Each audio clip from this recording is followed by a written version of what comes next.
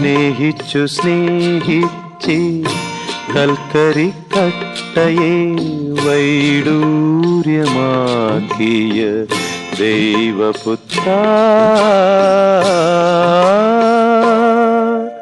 വരൂ വരൂ അവതരിക്കൂ.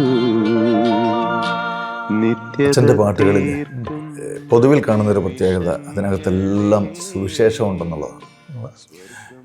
എനിക്കായി എൻ്റെ ദൈവം ഏകജാതനെ നൽകി എന്നുള്ള ആ അതിമനോഹരമായ ഗാനം, വാസ്തവത്തിൽ യോഹന്നാൻ 3:16 ആ വചനമാണ് അച്ഛൻ ഗാനമായിട്ട് ചിട്ടപ്പെടുത്തിയിരിക്കുന്നത്. ശരിക്കും അങ്ങനെയുള്ള ഈ സുവിശേഷബന്ധിയായിട്ടുള്ള ഗാനങ്ങളൊക്കെ എഴുതാൻ അച്ഛനൊരു ധ്യാനഗുരു എന്നുള്ള നിലയിൽ, വചനപ്രഘോഷകൻ എന്നുള്ള നിലയിൽ തീർച്ചയായിട്ടും അതൊത്തിരി സഹായിച്ചിട്ടുണ്ടാവുമല്ലോ. എന്നെ സംബന്ധിച്ചിടത്തോളം സുവിശേഷം പ്രഘോഷിക്കുക അത് പ്രസംഗ പീഠത്തിൽ നിന്നുകൊണ്ടും അതോടൊപ്പം തന്നെ ഗാനങ്ങളിലൂടെയും ആകാമല്ലോ. പിന്നെ ആ ഒരു ചിന്ത എപ്പോഴും എൻ്റെ മനസ്സിലുണ്ട്. ഗാനങ്ങളിലൂടെയും സുവിശേഷം പ്രഘോഷിക്കുക. ചിലപ്പോൾ ആ രൂപത്തിൽ പറയുന്നതായിരിക്കും വേറെ ചിലരുടെ ഹൃദയങ്ങളെ സ്പർശിക്കുന്നത്. പ്രസംഗി കേൾക്കാനായിട്ട് ഒരിക്കലും വരാത്തവർക്കും ഇത് കേൾക്കാനിടയാവുമല്ലോ. കാരണം ഇതിലൂടെ ഈ വചനമാണല്ലോ നമ്മൾ കൊടുക്കുന്നത്. അതെ അതെ. പിന്നെ നമ്മുടെ എല്ലാത്തിൻ്റെയും വിഷയം സുവിശേഷമാണല്ലോ. സുവിശേഷത്തിന് പ്രാധാന്യം കൊടുത്ത് ജീവിക്കുന്നു. അത് പറയാൻ വേണ്ടി ജീവിതം മാറ്റി വച്ചിരിക്കുന്നു. അപ്പം പ്രസംഗത്തിലൂടെയും പാട്ടിലൂടെയും എല്ലാം നമ്മൾ സുവിശേഷം കൊടുക്കുക എന്നുള്ള ആ പരമപ്രധാനമായ ലക്ഷ്യം അതിൽ നിന്ന് മാറുന്നില്ലല്ലോ.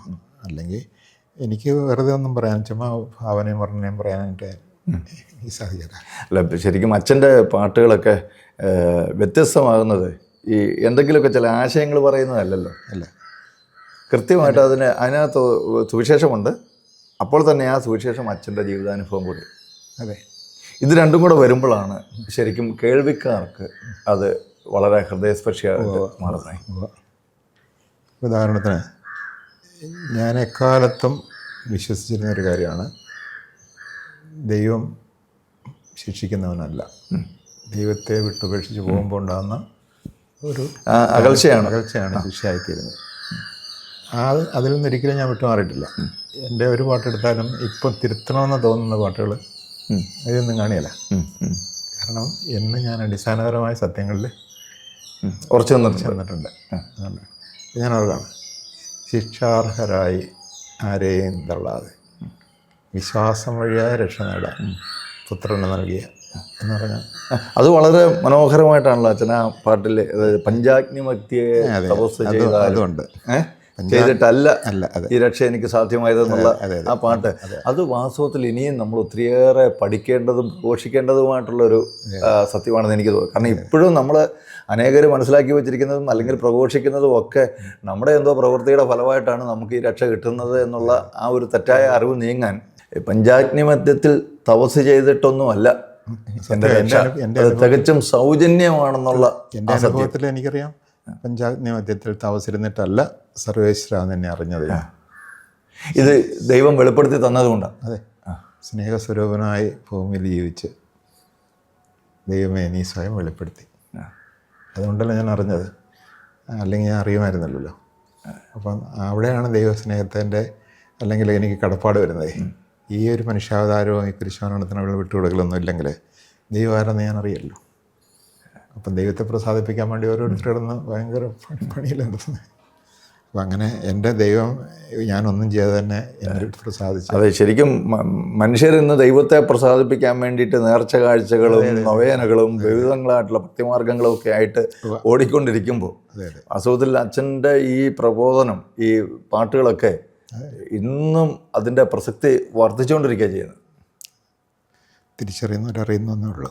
അച്ഛൻ ഈ അടുത്ത കാലത്ത് അച്ഛനൊരു പാട്ട് എഴുതിയായിരുന്നല്ലോ, ഒരു കുറുകുന്ന കുഞ്ഞരിപ്രാവിൻ്റെ ആ പാട്ട്. എനിക്ക് തോന്നുന്നു അച്ഛനിപ്പോൾ ലാസ്റ്റായിട്ട് എഴുതിയ അല്ലേ പാട്ടാണ്.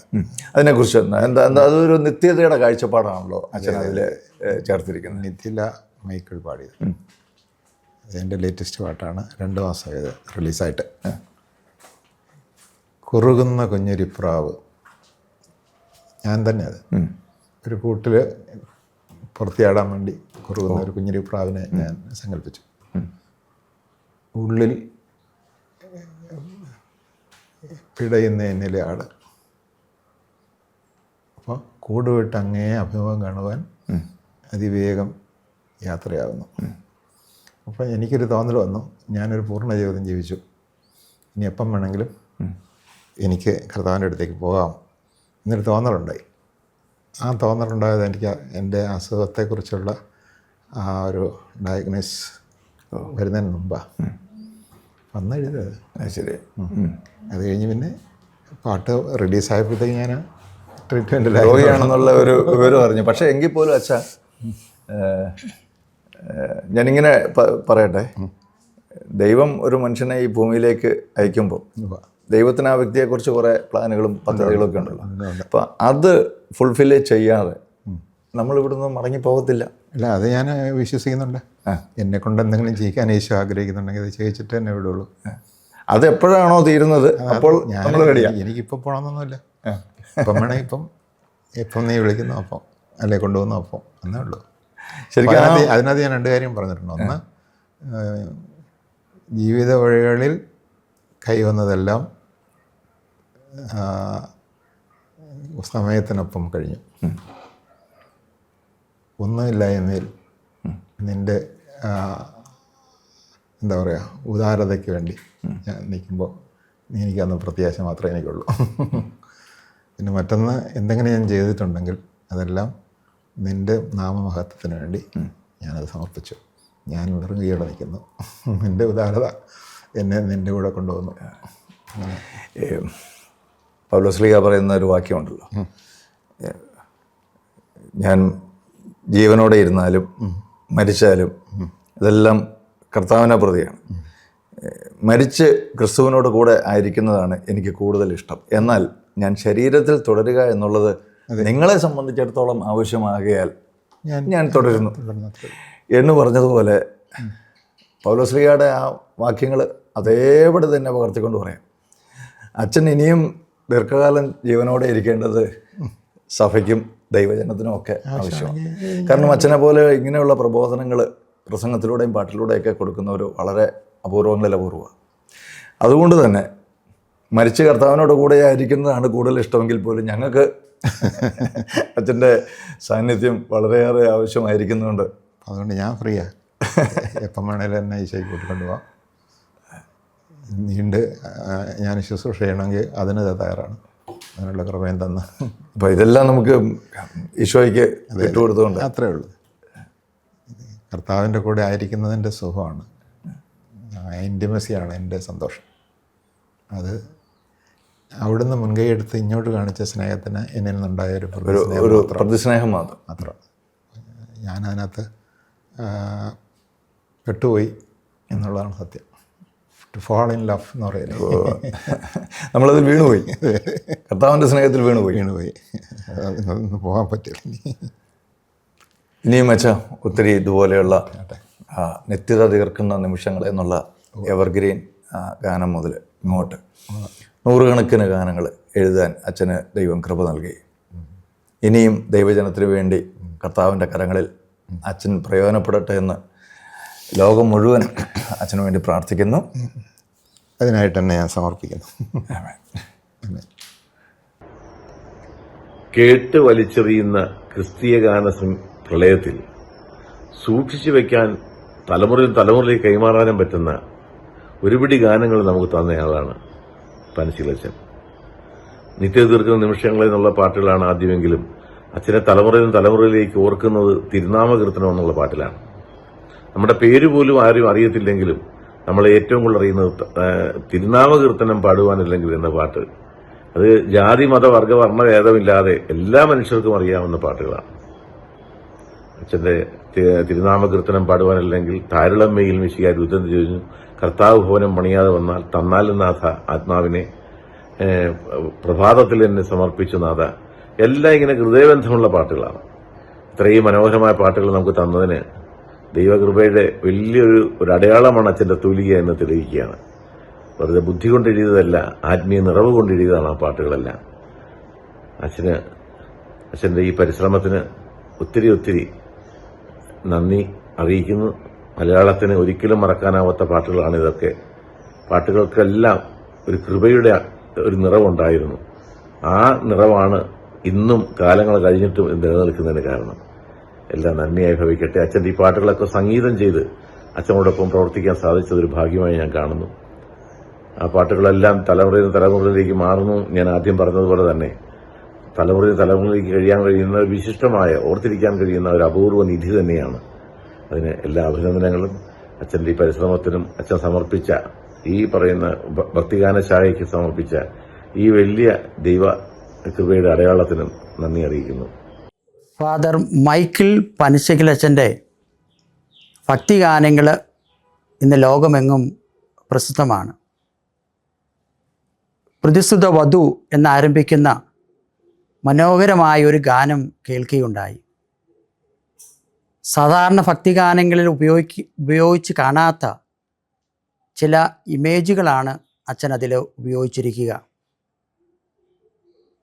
2000 വർഷങ്ങൾക്ക് മുമ്പ് രക്ഷകനെ കാത്തിരിക്കുന്ന മനുഷ്യ സമൂഹത്തെ അദ്ദേഹം പ്രതിശ്രുത വധു എങ്ങനെയാണ് വരനെ കാത്തിരിക്കുക, ആ രീതിയിലുള്ള മനോഹരമായ അവതരണമാണ് ആ ഗാനത്തിലൂടെ നമുക്ക് കേൾക്കാൻ സാധിക്കുക. ഗാനം രചിച്ചതിൻ്റെ ഏതാണ്ട് 50 വർഷം പിന്നിടുന്ന അച്ഛന് തിരുവനന്തപുരം വിൻസെഷൻ ഹൗസിൻ്റെ ആശംസകളും പ്രാർത്ഥനകളും ഏറ്റവും സ്നേഹപൂർവ്വം നേരുകയാണ്. അച്ഛനെ ദൈവം അനുഗ്രഹിക്കട്ടെ. ക്രിസ്തീയ ഭക്തിഗാന രചനാ രംഗത്ത് അതുവരെ ആരും നടന്നിട്ടില്ലാത്ത പുതിയൊരു വഴിയിലേക്കാണ് പനച്ചിക്കലച്ചൻ പാദമൂന്നുന്നത്.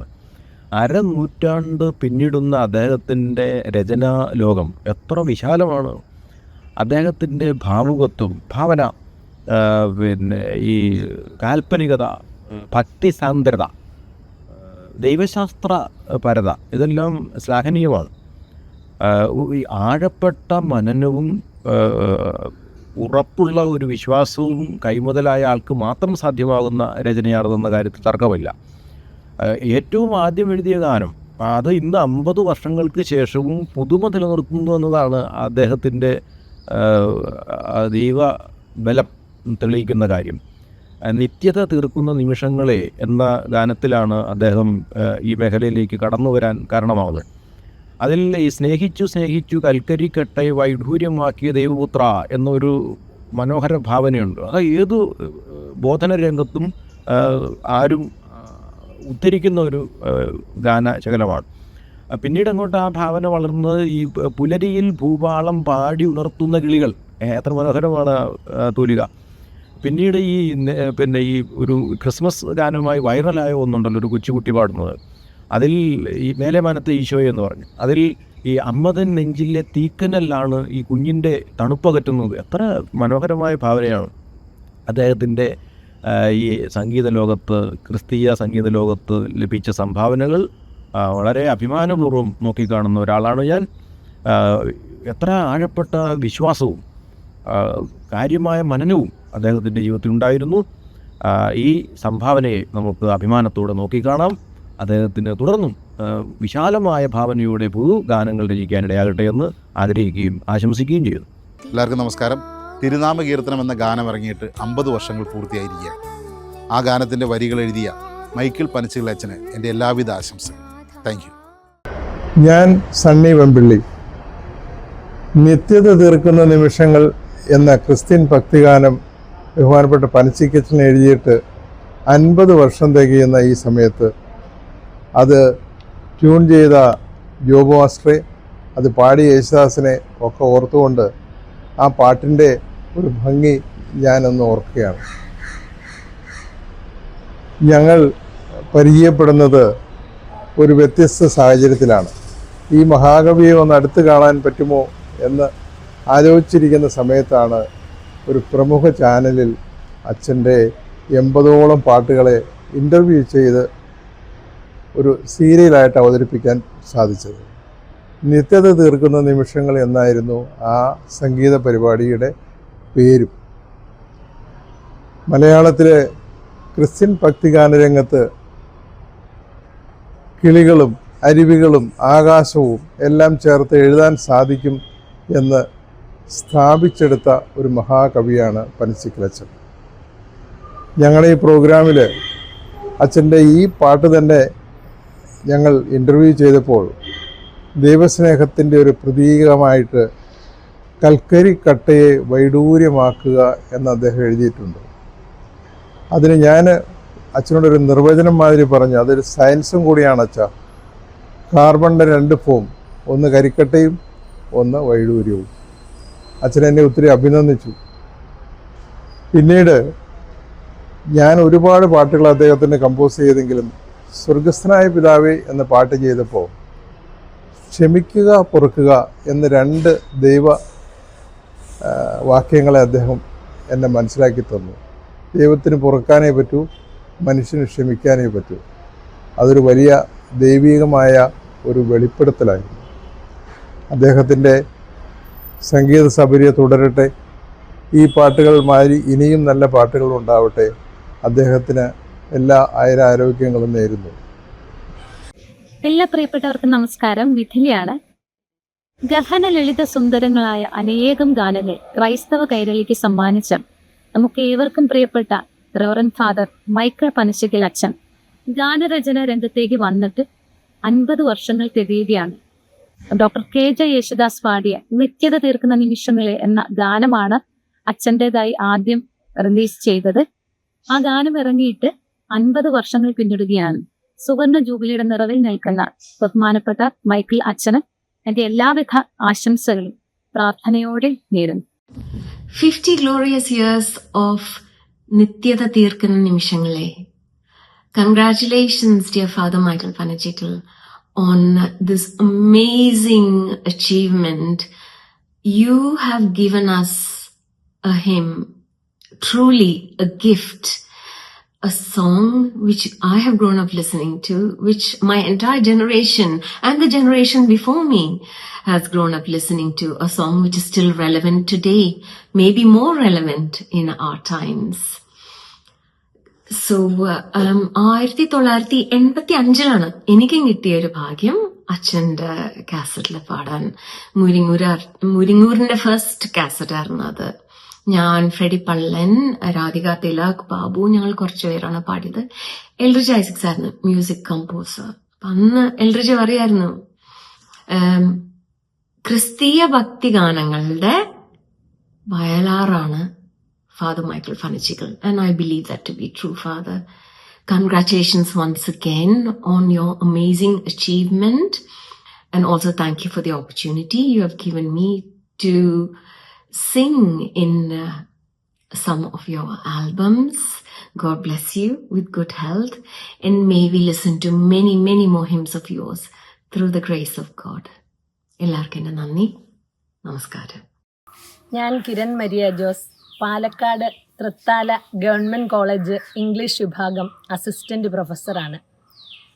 പനച്ചിക്കൽ അച്ഛൻ്റെ ഗാനങ്ങൾ മറ്റ് ക്രിസ്തീയ ഗാന രചയിതാക്കളുടേതിൽ നിന്ന് വളരെ വ്യത്യസ്തമാണ്.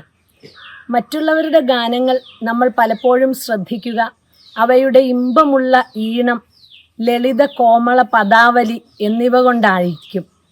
എന്നാൽ പനച്ചിക്കൽ അച്ഛൻ്റെ ഗാനങ്ങളിൽ എടുത്തു നിൽക്കുന്നത് ബൈബിൾ ഭാഗങ്ങളുടെ പ്രധാന ആശയം, ഗഹനമായ ദൈവശാസ്ത്ര തത്വങ്ങൾ എന്നിവ കൊണ്ടാണ്. അതുകൊണ്ട് തന്നെ ആ പാട്ടുകൾ കേൾക്കുന്നത് വിശുദ്ധ ഗ്രന്ഥം വായിക്കുന്നത് പോലെയോ ദൈവത്തെ ആവർത്തിച്ച് സ്തുതിക്കുന്നത് പോലെയോ തന്നെയാണ്. എനിക്ക് മാനസികവും ശാരീരികവുമായി ഏറ്റവും ബുദ്ധിമുട്ടുണ്ടായ ചില അവസരങ്ങളിൽ പനച്ചിക്കലച്ഛൻ്റെ പാട്ടുകൾ കേൾക്കുന്നത് ഏറെ ആശ്വാസപ്രദവും സൗഖ്യദായകവുമായി തോന്നിയിട്ടുണ്ട്. അച്ഛൻ്റെ നിത്യത തീർക്കുന്ന നിമിഷങ്ങൾ എന്ന പാട്ടിൻ്റെ 40ാം വാർഷികത്തിൽ അച്ഛൻ്റെ സഹോദരിയുടെ മകളായ നെവിൽ റിജോ പുറത്തിറക്കിയ അതേ പേരുള്ള സമാഹാരത്തിൽ നിന്നാണ് പലരും പല ജനപ്രിയ ഗാനങ്ങളും പനച്ചിക്കൽ അച്ഛൻ്റേതാണ് എന്ന് തിരിച്ചറിഞ്ഞത്. വ്യക്തിപരമായി എനിക്ക് ഏറ്റവും പ്രിയപ്പെട്ട ഗാനങ്ങൾ ഇന്നോളം എന്നെന്നും വീണാലും കണ്ണീരൊപ്പി എന്ന പാട്ടും എന്നാത്മം നാഥ നന്ദിയാൽ എന്ന പാട്ടും ആണ്. പനച്ചിക്കലച്ഛൻ എൻ്റെ അടുത്ത ബന്ധുവാണ്. എനിക്ക് കുട്ടിച്ചൻ പാപ്പനാണ്. കുട്ടിച്ചൻ പാപ്പന്റെ ആദ്യത്തെ പാട്ടിന് അരനൂറ്റാണ്ട് തികയുന്ന ഈ വേളയിൽ അദ്ദേഹത്തോട് പറയുവാനുള്ളത്, അദ്ദേഹത്തെയും അദ്ദേഹത്തിൻ്റെ പാട്ടുകളെയും ഞങ്ങളെല്ലാവരും ഏറെ ഇഷ്ടപ്പെടുന്നു. അദ്ദേഹത്തിന് ഏറെ സ്നേഹത്തോടുകൂടി എല്ലാ ആശംസകളും നേരുന്നു. ഈശോയുടെ രക്ഷാകര രഹസ്യങ്ങൾ വളരെ കാവ്യാത്മകമായി വിശദീകരിക്കുന്ന മൈക്കിൾ പനച്ചിക്കലച്ചൻ്റെ ഗാനങ്ങൾ വളരെ നാളുകളായി ഞാൻ ശ്രദ്ധിക്കുന്നതാണ്. ഓരോ ഗാനവും കേൾക്കുമ്പോൾ ഒരു നല്ല സുവിശേഷ പ്രഘോഷണം കേട്ട അനുഭവമാണ് എനിക്കുള്ളത്. വളരെ അർത്ഥവ്യാപ്തിയുള്ള സന്ദേശങ്ങൾ അടങ്ങിയ നല്ല ഒറിജിനാലിറ്റിയുള്ള അച്ഛൻ്റെ ഗാനങ്ങൾ എന്നും പുതിയവയായി കാണപ്പെടുന്നു. ഉദാഹരണത്തിന്, കർത്താവെ നീ എൻ്റെ കൂടെയുള്ളതിനാൽ ഓരോ നിമിഷവും സ്വർഗീയം എന്ന് തുടങ്ങുന്ന പാട്ട് അച്ഛൻ്റെ ഗാനങ്ങളിൽ വെച്ച് ഏറ്റവും മൗലിക ചിന്ത പകരുന്ന ഒരു ഗാനമാണ്. അതിൻ്റെ ഒരു ഈരടി ഇപ്രകാരമാണ്: കരുണയാൽ നീ എന്നെ വീണ്ടെടുത്തതിനാൽ ആ ജീവനാന്തം ഞാൻ കടപ്പെട്ടുപോയി. ഈശോയുടെ സ്നേഹം അതിൻ്റെ പൂർണ്ണതയിൽ അനുഭവിച്ച ഒരാത്മാവിൽ രക്ഷയുടെ അനുഭവം ലഭിച്ചതിൻ്റെ കടപ്പാടും സമർപ്പണവും ഈ ഈരടിയിൽ വ്യക്തമായി തെളിഞ്ഞു നിൽക്കുന്നു. മറ്റൊരു ഈരടി ഇങ്ങനെയാണ്: അനന്തമായി നീ എന്നെ സ്നേഹിച്ചതിനാൽ എവിടെയും ഞാൻ ഇന്ന് വിലയുള്ളവൻ. ദൈവത്തിൻ്റെ സ്നേഹം അനുഭവിക്കുമ്പോൾ ഒരുവന് തൻ്റെ നിലയും മഹത്വവും തിരിച്ചറിയാനും എവിടെയും തല ഉയർത്തി നിൽക്കാനും സാധിക്കും. വലിയ ആന്തരിക സൗഖ്യത്തിലേക്കും മാനസാന്തരത്തിലേക്കും ഈ ഗാനം എന്നെ കൂട്ടിക്കൊണ്ടുപോയിട്ടുണ്ട്. അച്ഛൻ്റെ എല്ലാ പാട്ടുകളും ഇതുപോലെ അർത്ഥസമ്പുഷ്ടവും നവീനവുമാണ്. ഗാനരചനയുടെ സുവർണ ജൂബിലി ആഘോഷിക്കുന്ന ഈ വേളയിൽ എല്ലാ നന്മകളും നേരുന്നതിനോടൊപ്പം ഇനിയും അനേകരെ പ്രചോദിപ്പിക്കാൻ അച്ഛന് കഴിയട്ടെ. അതിനുള്ള ആരോഗ്യവും ആയുസ്സുമെല്ലാം ഈശോ അച്ഛന് പ്രദാനം ചെയ്യട്ടെ എന്ന് പ്രാർത്ഥിക്കുകയും ആശംസിക്കുകയും ചെയ്യുന്നു. പ്രശസ്ത വചനപ്രഘോഷകനും അനുഗ്രഹീത ഗാനരചയിതാവുമായ ബഹുമാനപ്പെട്ട മൈക്കിൾ പനച്ചിക്കലച്ചൻ്റെ ഗാനസഭരി ആരംഭിച്ചിട്ട് 50 വർഷം പൂർത്തിയാകുന്നു. ശബ്ദാർത്ഥങ്ങളുടെ സമുചിത സമ്മേളനം കൊണ്ട് അനുഗ്രഹീതമായ ആ തൂലികയോട് ആധ്യാത്മിക തത്വങ്ങൾ കൂടി ഉൾച്ചേരുമ്പോൾ അതുണ്ടാക്കുന്ന രസാനുഭൂതി അനിർവചനീയമാണ്. ലളിതകോമള പദാവലികൾ കൊണ്ട് അമൂർത്തമായ ആശയങ്ങളെപ്പോലും ആസ്വാദഹൃദയങ്ങളിൽ പ്രതിഷ്ഠിക്കുന്ന ആ തൂലികയുടെ വിളയാട്ടം അച്ഛൻ്റെ ഓരോ ഗാനത്തിലും സംദൃശ്യമാണ്. ഗഹനമായ ആധ്യാത്മിക തത്വങ്ങളെ ദൈവസ്നേഹത്തിൽ ചാലിച്ച് അവതരിപ്പിക്കുമ്പോൾ ആസ്വാദനം അതിൻ്റെ പരകോടിയിലെത്തുന്നു. ഇതിന് ഉത്തമ നിദർശനമാണ് പഞ്ചാഗ്നി മധ്യത്തിൽ തപസ് ചെയ്തിട്ടല്ല എന്ന അച്ഛൻ്റെ ഗാനം. ദൈവസാക്ഷാത്കാരത്തിനായി ശരീരത്തെ പീഡിപ്പിച്ച് കൊടും തപമനുഷ്ഠിക്കുന്ന മാമുനിമാരോടും ഇന്നും അതേ പാത പിന്തുടർന്ന് ആധ്യാത്മിക ജീവിതം കെട്ടിപ്പടുക്കാൻ ശ്രമിക്കുന്നവരോടും അച്ഛനിലൂടെ ആത്മാവ് സംസാരിക്കുന്നു. ഇത് നിന്റെ പ്രവൃത്തിയുടെ ഫലമല്ല, രക്ഷ തികച്ചും സൗജന്യദാനമാണ്. ശബ്ദാർത്ഥ സമന്വയത്തോടൊപ്പം ബിംബകൽപ്പനകൾ കൂടി ചേരുമ്പോൾ ആസ്വാദനത്തിന് അത് നവ്യാനുഭൂതി പ്രദാനം ചെയ്യുന്നു. കൽക്കരിക്കട്ടയെ സ്നേഹിച്ച് വൈഡൂര്യമാക്കുന്ന ദൈവസ്നേഹത്തെക്കുറിച്ച് നിത്യത്തെ തീർക്കുന്ന നിമിഷങ്ങളിൽ അച്ഛൻ പറഞ്ഞു വയ്ക്കുന്നു. പരദീസാനുഭവം നഷ്ടമായ വ്യക്തിയാണ് കൽക്കരിക്കട്ട.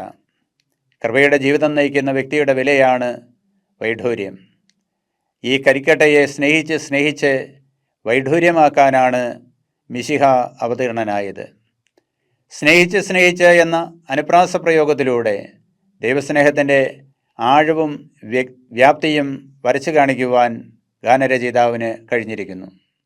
ജനകോടികൾ ഏറ്റുവാങ്ങിയ തിരുനാമകീർത്തനം വലിയൊരാശയപ്രപഞ്ചമാണ് തുറന്നിടുന്നത്. സമസ്ത പ്രപഞ്ചവും അതിൽ ഉൾച്ചേർന്നിരിക്കുന്നു.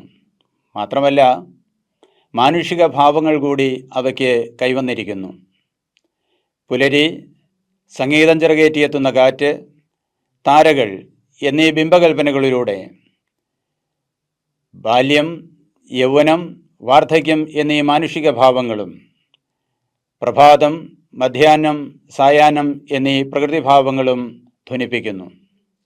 കാവ്യഭാവനയുടെ പരകോടിയിലെത്തിയിരിക്കുന്ന ഈ ഗാനം ആസ്വാദകർക്ക് പഞ്ചേന്ദ്രിയാനുഭൂതി പ്രദാനം ചെയ്യുന്നുണ്ട് എന്ന് പറയാതെ വയ്യ. വാങ്മയ ചിത്രങ്ങളാൽ സമ്പന്നമാണ് അച്ഛൻ്റെ ഓരോ ഗാനവും.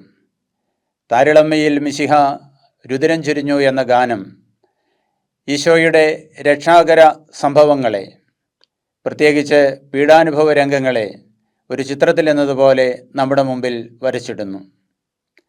വയലാറിൻ്റെ വൃക്ഷം എന്ന കവിതയോട് അടുത്ത് നിൽക്കുന്ന ഗാനമാണ് മുള്ളുകൾ ചൂടി മുരടിച്ചു നിൽക്കും എന്നത്. ദൈവസ്നേഹത്തിൻ്റെ സാകല്യശോഭ പരത്തുന്ന, കൃപയുടെ നീർച്ചാലൊഴുകുന്ന ആ ഗാനസരണി ഇനിയും അനർഗളം പ്രവഹിക്കട്ടെ എന്ന് ആശംസിക്കുന്നു, പ്രാർത്ഥിക്കുന്നു. ബഹുമാനപ്പെട്ട പനച്ചിക്കൽ അച്ഛൻ, ക്രിസ്തീയ ഭക്തിഗാന ശാഖയിലെ മഹാകവി എന്നറിയപ്പെടുന്ന അച്ഛൻ്റെ ആദ്യ ഗാനമായ ശ്രീ യേശുദാസ് ആലപിച്ച നിത്യത തീർക്കുന്ന നിമിഷങ്ങളെ, സ്വർഗം തുറക്കുന്ന നിമിഷങ്ങളെ ഒരു മനോഹരമായ കവിതയാണ്. അച്ഛൻ്റെ എല്ലാ ഗാനങ്ങളിലും കവിതയുണ്ട്. അച്ഛൻ്റെ ഗാനരചനയുടെ 25-ാം വർഷത്തിൽ അച്ഛൻ്റെ തന്നെ രചനയിൽ അച്ഛൻ്റെ സഹോദരൻ സെബാസ്റ്റ്യൻ സാർ പ്രൊഡ്യൂസ് ചെയ്ത രജത കീർത്തനം എന്ന ആൽബത്തിന് വേണ്ടി സംഗീതം ചെയ്യുന്നതിന് ദൈവം എനിക്ക് അവസരം തന്നു. ആ ആൽബത്തിലെ പഞ്ചാഗ്നി മധ്യത്തിൽ തപസ്സിരുന്നിട്ടല്ല സർവേശ്വര നിന്നെ അറിഞ്ഞത് ഞാൻ എന്ന മധുബാലകൃഷ്ണൻ ആലപിച്ച ഗാനം അതുവരെ ഉണ്ടായിരുന്ന ക്രിസ്തീയ ഭക്തിഗാന സങ്കല്പങ്ങളെ മാറ്റി ചിന്തിക്കുവാൻ പര്യാപ്തമായ ഗാനമായിരുന്നു. അതിനുശേഷം അച്ഛൻ്റെ കുറേ ഗാനങ്ങൾക്കും ഒരു ടെലിഫിലിമിനും സംഗീതം ചെയ്യുവാൻ എനിക്ക് സാധിച്ചു. അച്ഛൻ്റെ ഗാനരചനയുടെ 50-ാം വർഷം ആഘോഷിക്കുന്ന ഈ അവസരത്തിൽ കവിത തുളുമ്പുന്ന അനേകം ഗാനങ്ങൾ ഇനിയും എഴുതാൻ അച്ഛന് ആരോഗ്യവും ദൈവകൃപയും ഉണ്ടാകട്ടെ എന്ന് ആത്മാർത്ഥമായി പ്രാർത്ഥിക്കുകയും ആശംസിക്കുകയും ചെയ്യുന്നു. സ്നേഹത്തോടെ വിൻസെന്റ് തലക്കോട്ടൂർ. 2 രാജാക്കന്മാരുടെ പുസ്തകം 3:15 ഇപ്രകാരം ഒരു വാക്യമുണ്ട്. എലീഷയുടെ അടുത്ത് വന്ന ഒരു ഗായകൻ പാടിയപ്പോൾ എലീഷയുടെ മേൽ പരിശുദ്ധാത്മാവിന്റെ ശക്തി ആവസിച്ചുവെന്ന്. പ്രിയപ്പെട്ടവരെ, ഈ വചനത്തിൻ്റെ അഭിഷേകം ഈ കാലഘട്ടത്തിൽ നമ്മൾ അനുഭവിക്കുന്ന ഒരു പ്രധാനപ്പെട്ടാണ് സംഗീതം. പ്രത്യേകിച്ച് ബഹുമാനപ്പെട്ട പനച്ചിക്കച്ചൻ്റെ ഓരോ പാട്ടുകളും മനുഷ്യർക്ക് പുതിയ അഭിഷേകവും ശക്തിയും സ്വീകരിക്കാൻ ഇടവരുത്തിയിട്ടുണ്ട്. ഞാൻ വർഷങ്ങളായിട്ട് ധ്യാന ശുശ്രൂഷ ചെയ്യുന്ന വ്യക്തിയാണ്. എൻ്റെ അനുഭവത്തിൽ നിന്ന് പറയാൻ സാധിക്കും. പ്രത്യേകിച്ച് തന്നാലും നാഥ ആത്മാവിന് ഈരടി പാട്ട് പാടാൻ അറിയാവുന്നവർക്കും അത്യാവശ്യം അറിയില്ലാത്തവർക്കും പാടിയാനും എല്ലാവർക്കും ഒരുമിച്ച് പാടി അഭിഷേകം സ്വീകരിക്കാൻ പറ്റുന്ന മനോഹരമായ പാട്ടാണ്. ഞാൻ എൻ്റെ വ്യക്തിപരമായ ശുശ്രൂഷയിൽ എവിടെ ചെന്നാലും തന്നെ ശുശ്രൂഷ ചെയ്യുന്ന അവസരങ്ങളെല്ലാം ഈ പാട്ട് പാടി പ്രാർത്ഥിക്കാറുണ്ട്. അത് ശക്തമായ അഭിഷേകത്തിലേക്ക്, കൃപയിലേക്ക് വരുന്നത് കാണാൻ സാധിച്ചിട്ടുണ്ട്. അതുപോലെ അതിൻ്റെ ഓരോ പാട്ടുകളും ആധ്യാത്മികതയിൽ വളരുവാനും കൃപയെ ജ്വലിക്കുവാനും, പ്രത്യേകിച്ച് പ്രിയപ്പെട്ടവരെ വചനം പറയുന്നുണ്ട്, അതിൽ നമുക്കറിയാം, 1 പ്രാവശ്യം പാടുന്നവൻ 2 പ്രാവശ്യം പ്രാർത്ഥിക്കുന്ന തുല്യമാണ്. മനുഷ്യനെ ആഴങ്ങളിലേക്ക്, പ്രാർത്ഥനാനുഭവത്തിലേക്ക് അച്ഛൻ്റെ പാട്ടുകൾ എന്ന് പറയാൻ പറ്റുകയില്ല, മറിച്ച് അച്ഛനിലൂടെ ദൈവം നമുക്കുള്ള പാട്ടുകൾ നമ്മളെ ആഴമായ പ്രാർത്ഥനാ അനുഭവത്തിലേക്ക് നയിക്കുന്നു. അച്ഛൻ ഉപകരണമാക്കിയ ദൈവത്തിന് 1000 നന്ദി പറയുന്നു. Praise the Lord. പനച്ചിക്കലച്ഛൻ്റെ ഗാനങ്ങൾ എന്നെ സംബന്ധിച്ചിടത്തോളം ഞാൻ മനസ്സിലാക്കുന്നത് അച്ഛൻ്റെ പാട്ടുകളിലെല്ലാം സുവിശേഷമുണ്ട് എന്നുള്ളതാണ്. 50 വർഷങ്ങൾക്ക് മുമ്പ് അച്ഛൻ ആദ്യമായിട്ട് എഴുതിയ ആ ഗാനം നിത്യത തീർക്കുന്ന നിമിഷങ്ങളെ എന്ന ഗാനം, അത് തന്നെ വാസ്തവത്തിൽ സുവിശേഷത്തിൻ്റെ ഒരു പ്രദർശനമാണ്. കൽക്കരിക്കട്ടയെ സ്നേഹിച്ച് കൽക്കരിക്കട്ടയെ വൈഡൂര്യമാക്കിയ ദൈവപുത്ര എന്ന് പാടുമ്പോൾ പഴയ നിയമത്തിലെ ജർമിയ പ്രവചനത്തിലെ ഒരു വാക്യമാണ് എൻ്റെ ഓർമ്മയിൽ വരുന്നത്. പുള്ളിപ്പുലിക്ക് തൻ്റെ പുള്ളിയും എത്യോപ്യക്കാരന് തൻ്റെ നിറവും മാറ്റാനാകുമോ? എങ്കിൽ തിന്മ ചെയ്ത് ശീലിച്ച നിനക്ക് അത് സാധിക്കും. എങ്ങനെ? ദൈവത്തിൻ്റെ സ്നേഹം ഒരു വ്യക്തിയിലേക്ക് കടന്നു വരുമ്പോൾ. പുതിയ നിയമത്തിലേക്ക് വരുമ്പോൾ പൗലോസ്ലീഹ തിമോത്തിക്ക് എഴുതിയ ലേഖനത്തിൽ പ്രകാരം പറഞ്ഞു, യേശുക്രിസ്തു ലോകത്തിലേക്ക് വന്നത് പാപികളെ രക്ഷിക്കാനാണ് എന്ന പ്രസ്താവം തികച്ചും വിശ്വസനീയവും സ്വീകാര്യവും അത്രേ. എന്തെന്നാൽ പാപികളിൽ ഒന്നാമൻ ഞാൻ, എങ്കിലും എനിക്ക് കരുണ ലഭിച്ചു. വാസ്തവത്തിൽ പൗലോസ്ലീഹായെ പോലെയുള്ള അനേക പാപികളായിരുന്ന മനുഷ്യരുടെ ജീവിത അനുഭവമാണ് സ്നേഹിച്ച് കൽക്കരിക്കട്ടയെ വൈഡൂര്യമാക്കിയ ദൈവപുത്ര എന്ന് പാടുമ്പോൾ അത് കേൾക്കുന്ന ഓരോരുത്തർക്കും അനുഭവമായി തീരുന്നത്.